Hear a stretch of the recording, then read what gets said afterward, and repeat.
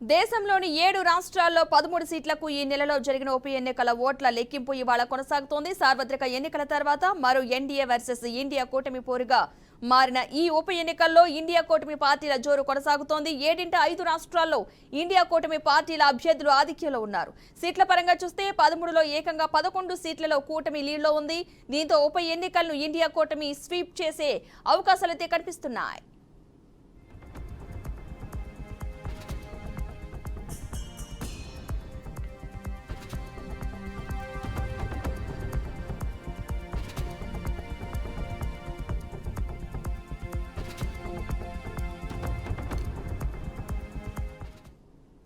ఈ నెల 10న పశ్చిమ బెంగాల్లో 4, హిమాచల్ ప్రదేశ్లో 3, ఉత్తరాఖండ్లో 2, బీహార్, పంజాబ్, మధ్యప్రదేశ్, తమిళనాడులో ఒక్కొక్క సీటుకు ఉప ఎన్నికలు జరిగాయి.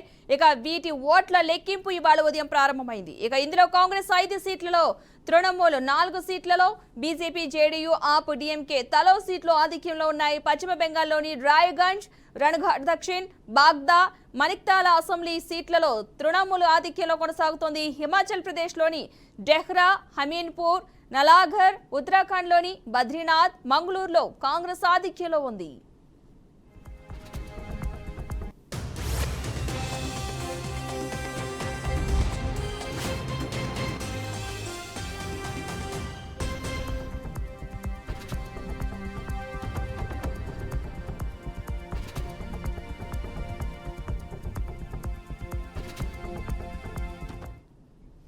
బీజేపీ అధికారంలో ఉన్న ఉత్తరాఖండ్లో మంగ్లౌర్, బద్రీనాథ్ 2 సీట్లలోనూ కాంగ్రెస్ ఆధిక్యం ప్రదర్శిస్తోంది. పంజాబ్లోని జలంధర్ సీట్లోనూ ఇండియా కూటమి పార్టీ అప్ గెలుచుకుంది.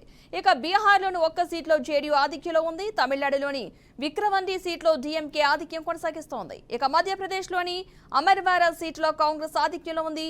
ఇదే కొనసాగితే ఉప ఎన్నికల్లో ఇండియా కూటమి విజయం ఖాయమైనట్లే భావిస్తున్నారు. ఎన్డీఏ కేవలం 2 సీట్లతో సరిపెట్టుకోవాల్సి వచ్చేలా ఉంది.